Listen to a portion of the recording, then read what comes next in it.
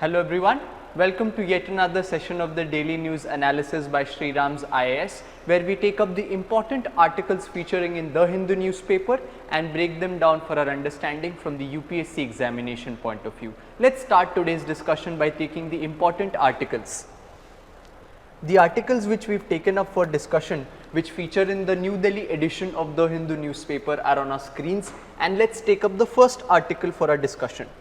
The first article which appears in the newspaper reads, "Ensure testing for monkeypox, the health ministry tells states." Now, as we can see from the article, this particular article talks about the potential rising menace of the disease of monkeypox, which is raging across the world, and early cases have also been found in the state of Kerala. So, in this case, the disease monkeypox and the various important points with, becomes related for us from the point of view of GS3, where we study science and technology, and also from the general science perspective, which we study from the prelims point of view. So, let's study the important points about monkeypox. Now, what is monkeypox? First of all, monkeypox is a viral zoonotic disease, as can be guessed from the name, right?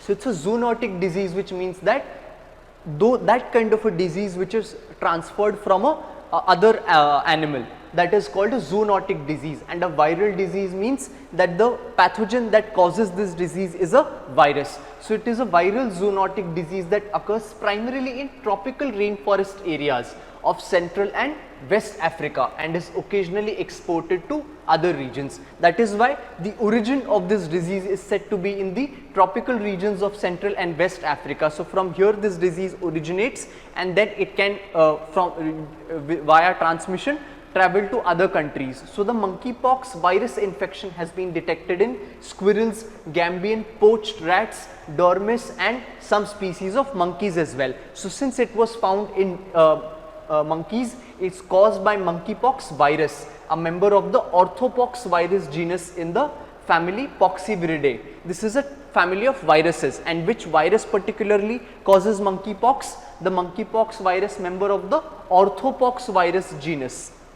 And why is it known as monkeypox? Because the monkeypox infection was first discovered in 1958 following 2 outbreaks of pox-like diseases in colonies of monkeys kept for research, which led to the name of monkeypox. So, now what do we mean pox-like disease? These are the kind of similar to chicken pox what we face, like as is visible in the image. This kind of pox like structures that come onto the skin, that is the symptom of monkeypox. And what are the symptoms? The monkeypox typically presents clinically with fever, rash, and swollen lymph nodes. So, these are the major symptoms with respect to monkeypox, and it causes the lymph nodes to swell, in which smallpox does not do so. So, for monkeypox, the major symptoms are that a person encounters fever, rash, and the lymph nodes are swollen, right? And apart from that, talking about transmission, what about transmission? Does it get transmitted from animals to humans? So, it does get transmitted like that. The monkeypox virus is mostly transmitted to people from wild animals such as rodents and primates, but human to human transmission also occurs. So, once the transmission occurs from animals to humans, it has also been now found out that human to human transmission also occurs. How? It transmits from one person to another by contact with lesions, body fluids, respiratory droplets, and contaminated materials such as bedding. This is why the menace of monkeypox can also can be seen much like the COVID virus, because the human to human transmission of this disease is possible, and that is why the center has come up with guidelines for the states to better manage this monkeypox disease before it gets out of hand. So, now with respect to the incubation period, that is in how many days will the disease show its symptoms and starts to show its effects. So, the incubation period, time from infection to symptoms for monkeypox is usually 7 to 14 days, which means that once the virus is contacted, 7 to 14 days will be taken for the body to start showing the symptoms, and can range to from 5 to 21 days as well. This is the normal range. And what about the fatality rate? Typically up to a tenth of people ill with monkeypox may die, with most deaths occurring in younger age groups. So the most vulnerable population are the young population, and a tenth of people, which means that 1/10 chance is there for dying due to the disease of monkeypox. And what about the treatment? Is there any vaccine? So the clinical presentation of monkeypox resembles that of smallpox. It is somewhat similar to smallpox, a related orthopox virus infection, right? It also belongs to the same orthopox virus genus, which was declared eradicated worldwide in 1980. Earlier there was the menace of smallpox, and monkeypox is also quite similar to it. Therefore, the vaccinia vaccine is the vaccine used during the smallpox eradication, was also protective against monkeypox. So the same vaccine is also given to monkeypox virus patients. And the new third generation vaccinia vaccine has now been approved for prevention of smallpox and monkeypox, and antiviral agents are also being developed. So this is the status of treatment with respect to monkeypox, wherein the vaccinia vaccine can be given for the treatment of smallpox as well as monkeypox as of now. So this was the discussion with respect to the monkeypox disease, which becomes important for us from the examination point of view, right? With this, let's move on to our next article for the day. The next article reads, "The Road to Rolling Out Labor Codes." Now this discussion forms an important part for us with respect to the labor codes. This becomes important for us from the point of view of GS2, where we study the various laws that are formulated for the population of the country, and then in GS3 as well, where we study the important components of economy and labor, as it forms an important part of the Indian economy, right? So labor, the laws made on labor and the provisions of these labor codes will become important for us from the GS3 point of view as well. So what does this article say? The article talks about now if we have been following the news, these 4 labor codes, what these labor codes are, we'll look into it a bit. These 4 labor codes have been in the pipeline from quite a few months now, and it was to be implemented on July 1st, 2022, but that has not been done. So the article talks about the roadblocks that are existing with respect to why these labor codes are not implemented yet. So from our discussion point of view, we'll try to look at the important provisions of these labor codes, what these labor codes are exactly, what do they talk about, and then what are the roadblocks as to why they are not able to be fully implemented yet. So first, talking about the labor codes. These are the new labor codes which are the 4 which are likely to be implemented in financial year 2023, which means that this was supposed to implement this year. And these 4 labor codes are Code on Wages, Industrial Relations Code, Social Security Code, and Occupational Safety, Health and Working Conditions Code. What are these codes on? First of all, these labor codes are, whenever we talk about the labor that works in all kinds of entities, be those factories, companies, these laborers or all the kinds of workers, whether informal or formal, they are supposed to have certain rights and certain conditions of work. All of these provisions for their well-being, to protect their interests, to make laws upon their working conditions, their wages, their occupational safety, certain labor laws were made in the country for their protection. Now these were, by making provisions on a lot of these areas, these laws became quite large in number, which meant that certain provision is dealt with in some other act and certain other provision is dealt with in some other act. So what this will cause is a lot of confusion, wherein a lot of aspects of the labor law provisions are contained in various acts. So what the government tried to do, it tried to club all these provisions for the labor reform and labor productivity into 4 major codes. So as we can see, the 4 major codes, one talks about the wages, that this code will be strictly for the deciding and the provisions on the wages of the laborers. And second is the Industrial Relations Code, as to how would the relations between the workers and the employers and the employees be of the companies.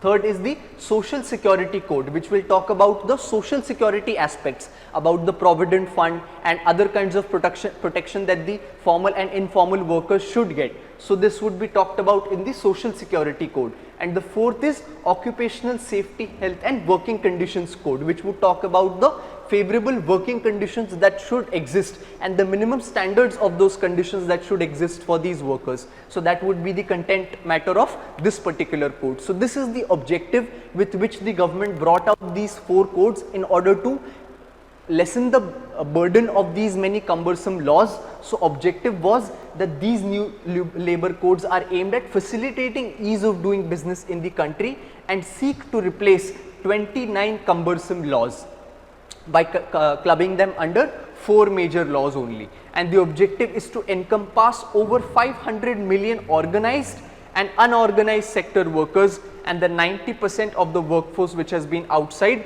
labor laws. So as we know, the informal workers are those workers who are not accounted under the laws. They are 90% of the workforce which are not accounted. So even they will be included in the work in the labor codes, which is important for them. So the idea is to ensure that they receive wage security, social security and health security and gender equality in terms of remuneration, a minimum floor wage and make the lives of interstate migrant workers easier.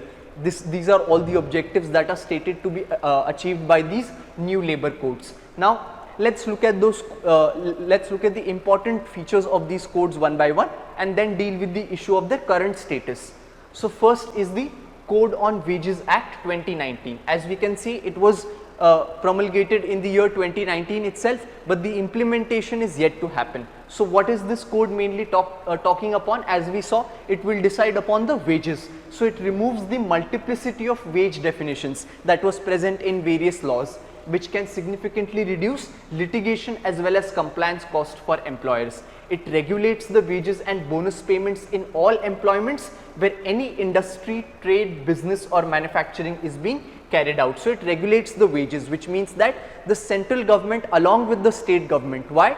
Because labor as a subject falls under the concurrent list, which means that the center as well as the state can decide on matters of labor. So the central government under the Code of Wages Act will decide on the minimum wage that any labor should get. So it links minimum wage across the country to the skills of the employee and the place of employment.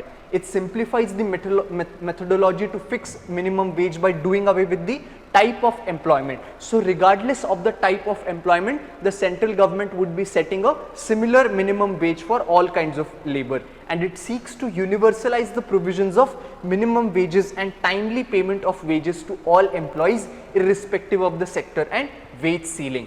It also seeks to ensure right to sustenance for every worker and intends to increase the legislative protection of minimum wage. For this, it would be the prerogative of the central government, which is empowered to fix the floor wages by taking into account the living standards of workers, and it may set different floor wages for different geographical areas as well. So the formula for setting this minimum wage by the central government as well is mentioned in the Act, and the minimum wages decided by the central or state government must be higher than the floor wage, which means that there would be a certain floor wage set that below this the salary cannot be provided to the worker. Whatever minimum wage has to be given, it has to be above the floor wage. That is the provision which is mentioned in the Act, and it subsumes the following 4 labor laws. Earlier the laws which were there that contained multiple provisions in multiple acts. So these were Payment of Wages Act, Minimum Wages Act of 1948, the Payment of Bonus Act 1965 and the Equal Remuneration Act of 1976, and the center shall constitute a technical committee which would advise on the skill categories, while an advisory board may recommend the minimum wage. So these are the bodies which would decide on what the minimum wage and the floor wage will be. So this was the Code on Wages. Which was the second code? The Industrial Relations Code, which was among its important provisions makes it easier for companies to hire and fire the workers, right? So since the word is industrial relations, it talks about the relations between the employer and the employee, and one is of the hiring and firing. So it tries to simplify the provision with respect to employment of these workers and firing of these workers as well. So companies employing up to 300 workers will not be required to frame rules of conduct for workmen employed in the industrial establishment. Presently, it is compulsory for firms employing up to 100 workers. So this is a ease of doing business point of view done provision, wherein companies employing up to 300 workers are not required to frame rules of conduct for workmen. This has also come off as an issue for the code, wherein experts say that such kind of leeway given to the companies where they do not have to frame rules for the conduct is against the welfare of the workers. So that is one issue that is highlighted in the industrial relations code. Then it also proposes that workers in factories will have to give a notice at least 14 days in advance to employers if they want to go on strike. This is a precondition that the code enumerates for the strike, people who want to present a strike. And presently only workers in public utility service are required to give notices to hold strikes. So this adds a provision to all kinds of workers as well.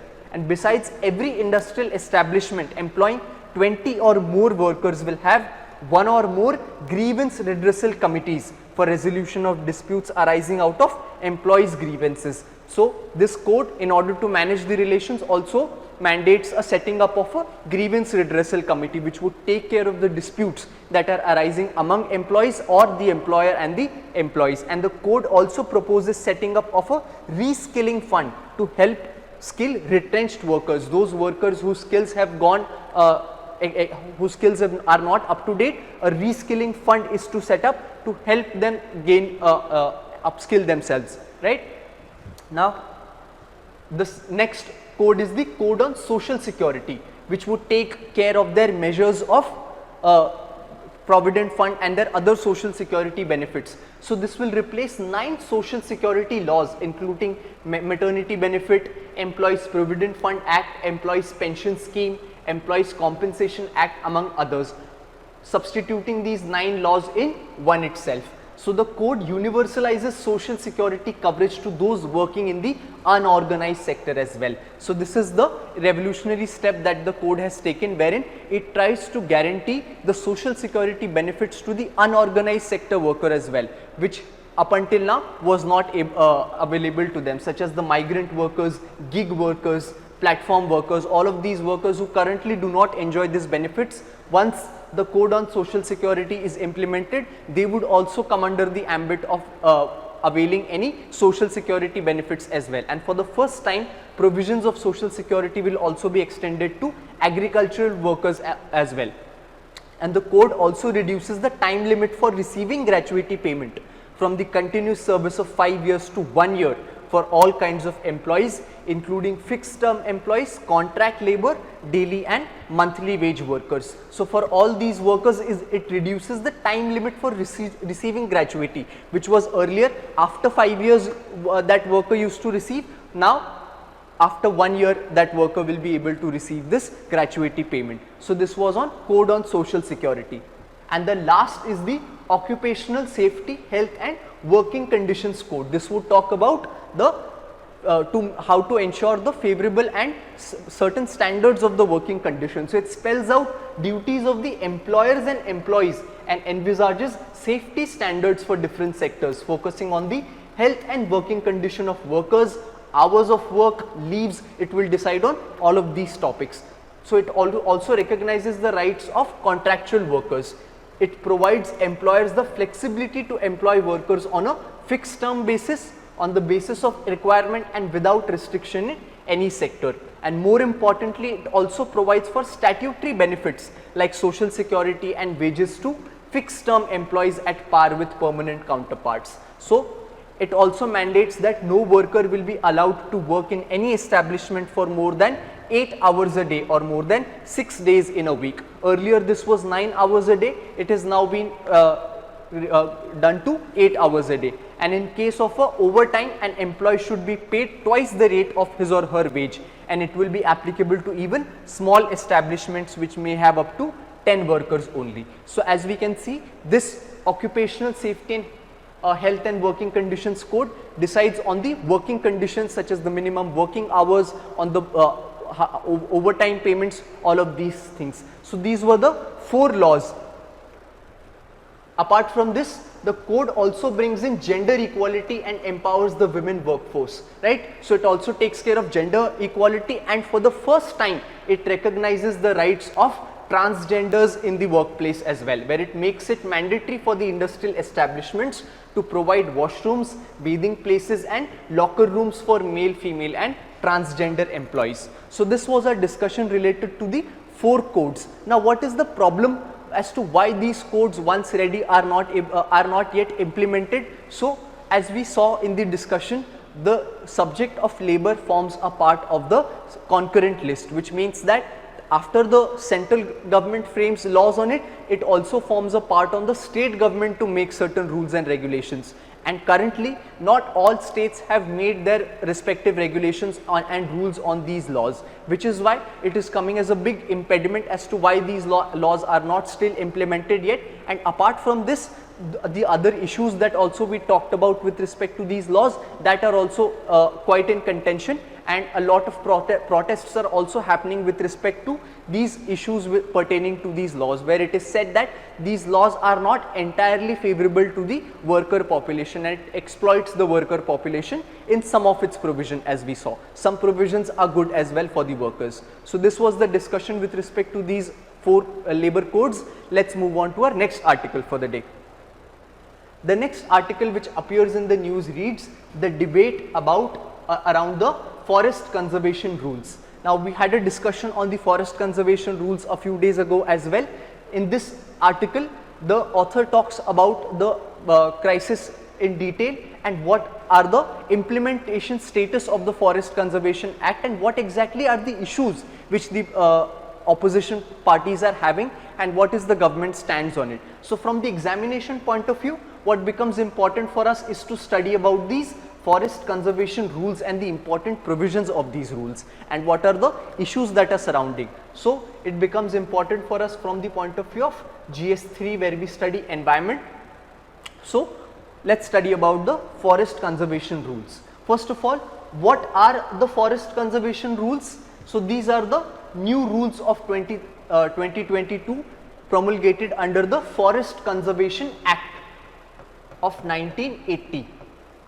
The Forest Conservation Act was instituted to take care that the development activity is also carried out nearby the forest areas, but without harming the ecology of the forest areas and without disrupting the rights and ownership of the tribal communities that live in and near the forest. So the Forest Conservation Act was promulgated to protect both these objectives and to carry out development in a sustainable manner. So therefore it has certain provisions which takes care of the fact that if any development project is to happen in and around a forest area, so a committee from the central government would take care of the inspection. It would inspect that whether or not this project is viable, how much of the forest area is being degraded, if the forest area has to be removed, what are the other compensatory afforestation provisions that are there. So this committee would take care of all of these things, and then once the committee gives a green signal,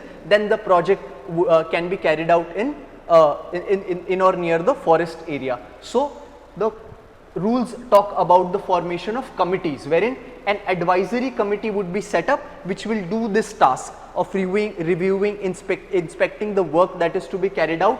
Apart from that, a regional empowered committee at each of the integrated regional offices and a screening committee at the state and union territory government level. All of these committees, such as the advisory committee, its role is to restrict to advise or recommend with regards to the grant of approval for that project which would be executed in or near the forest under relevant sections in respect of proposals referred to it and any matter connected with the conservation of forest referred to it by the central government. So this body would take care on advising the government whether or not this proposal that is to be carried out in or near the forest area, is it viable or not. And the next important provision that the rules have is of compensatory afforestation, which simply means that if any private entity is carrying forward any activity in or near the forest area and deforestation activity take place, this private entity is duty bound to plant trees elsewhere as well. This is known as compensatory afforestation. So, the applicants for diverting forest land in a hilly or mountainous state with green cover covering more than 2/3 of its geographical area, or in a state with forest cover covering more than 1/3 of its geographical area, will be able to take up compensatory afforestation in other states where the cover is less than 20%. This talks about states exchanging their compensatory afforestation responsibilities, but the provisions on compensatory afforestation simply mean that the private entities taking up projects in these areas will need to set up the new trees, plant new trees in other areas as well. So, what are the issues now which with these new rules which the author is talking about that the opposition parties are protesting? First, the issue that is flagged out is that the permission, that is when we talked about compensatory afforestation. So, the permission to private entities is being now given to grow plantations.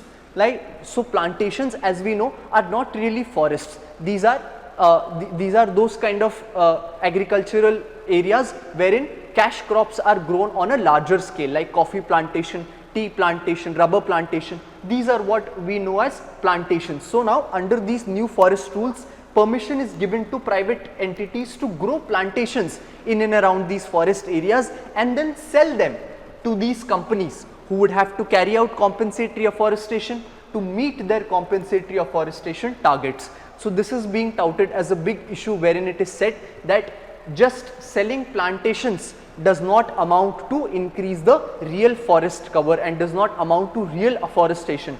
That is being flagged off as one big issue. The second issue that is being flagged off is that the new rules are vague on what happens to the tribals and forest dwelling communities whose land will be diverted.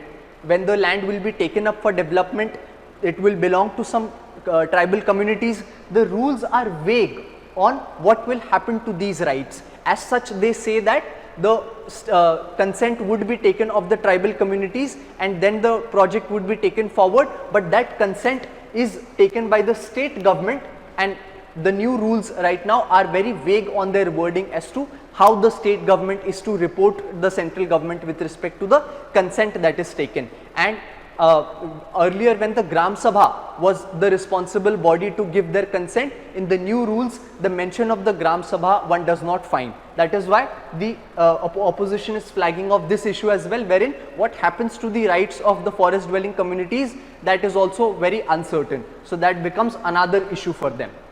Now, with respect to the implementation status of the Forest Conservation Act, which as I mentioned was instituted to take care of the development objectives as well as sustaining the ecosystem and the forest ecosystem as well. So, a 2019 analysis by the Legal Initiative for Forests and Environment has found that the FAC, the Forest Advisory Committee, which was the committee which took care of approving the projects, generally approves land for diversion without examining questions around consent, as it relies on the state government to ensure that this is done.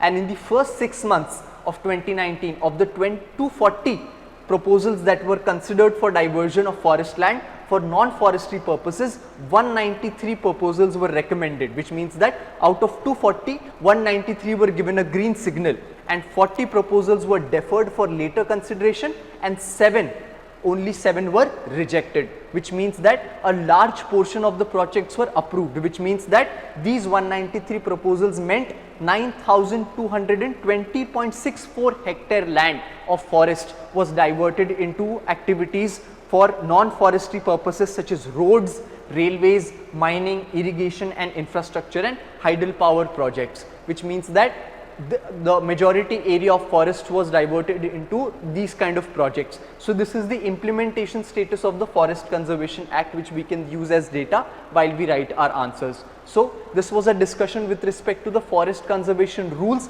what are the issues surrounding to it and what are the important provisions around it. With this, let us move on to our next article for the day. The next article which appears in the editorial section reads, "The Great Omission in the Draft Disability Policy." Now, the draft disability policy that the article talks about is on the persons with disability. So the center promulgated the new policy on persons with disability, which takes care of the important provisions that are that should be promulgated for the protection of persons with disabilities. So our discussion through this article will try to look at who are the persons with disabilities, what is their status, what kind of problems do they face, what are the international agreements that are placed for their protection, through which India derives inspiration and substance to frame their laws, and what kind of laws India has for their protection, and what is this draft disability policy, and what is the author talking about is the issue with respect to the policy. So first let's talk about the persons with disability, which according to the 2011 census puts the number of persons with disabilities at 2.68 crores of the total population of India, which means that around 2.21% of the Indian population has some form of a disability as compared to global average of 15%, which means that all kinds of disabilities, either be it a disability of seeing, disability of hearing, mental disability, disability of movement, all of this are clubbed under persons with disability. And the new draft policy also expands the disabilities which were earlier 9, and now it enumerates 21 such disabilities, so that the number comes around 2.68 crores. And with the coming into force of the Rights of the Persons with Disability Act 2016, which was promulgated in this year, which recognizes 21 categories of disabilities, and the number with disabilities in country is expected to also increase significantly. Talking about the literacy level, as per census 2011, the literacy rate of total PWD or persons with disability population is about 55%, with males having 62% and females having 45% literacy level. So as we can see, the level of development of persons with disabilities is quite dismal, and as regards the higher education, only about 5% of the PWDs are graduate and above. Census data of 2011 further shows that about 36% of the total PWDs are employed, in which 47% are males and 23% are females. This shows the problem areas that are highlighted with respect to the persons with disabilities, where their higher education level is low, their employment level is low, their literacy levels are low. And what kind of challenges do persons with disabilities face? There are a lot of stigma attached with persons with disabilities, due to which they face a lot of mental problems, right? And they face, apart from their physical problems. So these are all the challenges that persons with disabilities have to face on a daily basis. That is why the international and national institutions have come up with policies to take care of these problems. So let's look at the international agreements which become important for us from the prelims examination. So the first is the United Nations Convention on Rights of Persons with Disabilities. In 2007, India became a party to this convention, which is based on the following principles. So it enlists those principles that should be followed by the national countries while framing their own laws, which would be respect for their inherent dignity, individual autonomy, including the freedom to make one's own choices, and independence of persons, which means that the persons with disability should also be given equal freedom in the society to carry on whatever they want to, and a policy of non-discrimination, that they should not be discriminated against, full and effective participation and inclusion in society, which is the need of the hour for them, respect for difference and acceptance of persons with disabilities as a part of human diversity and humanity, equality of opportunity, accessibility, equality between men and women, and respect for the evolving capacities of children with disabilities, and respect for the right of children with disabilities to preserve their identities. All of these are the principles enlisted under United Conventions on Rights of Persons with Disabilities. So India is a party to this, right? The next international agreement is the Incheon strategy for Asia Pacific decade for persons with disabilities, which was from 2013 to 2022. This also, India is also party to the Incheon strategy for the Asia Pacific decade for PWDs, prepared under the aegis of UNESCAP, which is a UN body which deals with certain social issues, which identifies 10 goals for the Asia Pacific countries to ensure inclusion and empowerment of the PWDs in the region. So the goals that the Incheon strategy has for the betterment of the PWDs are reducing poverty, again enhancing work and employment prospects, promoting their participation in political processes and decision making, enhancing access to the physical environment, public transport, knowledge, information and communication, strengthening social protection. All of these practices are why important for them, because promoting participation in political processes, they are not adequately reflected in the political sphere, that is why they should be adequately represented. Then enhancing their access to physical environment. In a lot of places the facilities are not conducive enough for these persons with disabilities to participate, either because they have physical disabilities or that of hearing or blindness. So there needs to be special facilities for them so that even they can participate. Similarly, strengthening their social protection, expanding early intervention and education of these children, ensuring gender equality, ensuring disability inclusive disaster risk reduction. So when we talk about disaster management, these people all need special care in the strategies of mitigation. So they also need to be included. Improving the reliability and comparability of disability data, and accelerating ratification and implementation of the UNCRPD, which we saw earlier on the previous slide. The principles that we saw under this UN agreement, that should be ratified by most countries, and national legislation should be formed.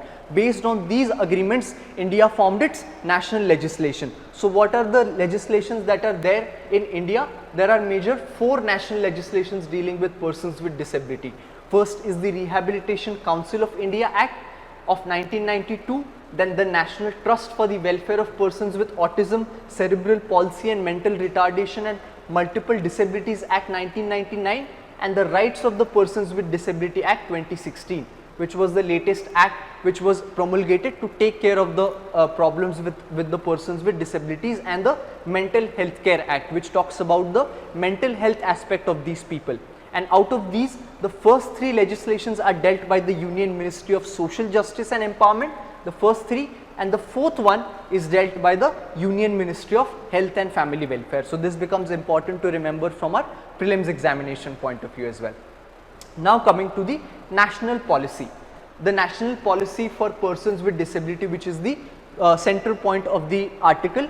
So this policy has been promulgated as a draft policy right now, which means that it is currently in the consultation stage and people will give its opinion on it, and after the government finalizes in the upcoming monsoon session, this policy will come into effect. So this policy also has similar criteria which we saw in the international agreement, that is strengthening the existing schemes and programs for physical education and economic empowerment, upgrading institutional framework, promoting their education, their health coverage with priority to PWDs, promoting their skill development, employment and participation in sports, cultural and recreational activities, revising and developing new schemes and programs for rehabilitation, creating greater awareness, creating accessible environment. All of the principles that we saw in the international agreements are being implemented in the national legislation. So this is the mission of the national policy of persons with disabilities, on which various provisions are drafted under the policy. Now coming to the article, what does the author highlight is the main problem with respect to this article? It says that a lot of policies, a lot of provisions are being framed which are beneficial for the persons with disabilities under the policy, but one major lacuna that the policy has is the lack of attention given for their adequate political representation. How many people are there who are politically representing the persons with disabilities in the parliament or in the other political bodies or state legislatures? Very less in number. So the author points out that there should be a special intervention done for their political representation, where members from the persons with disability category, unless and until they represent in the political sphere, in the legislative sphere, they major reforms would not be able to carry out. So this was the argument made by the author in the editorial article. With this, we come to the end of our today's discussion. We will meet again taking up the important articles of the newspaper. Thank you.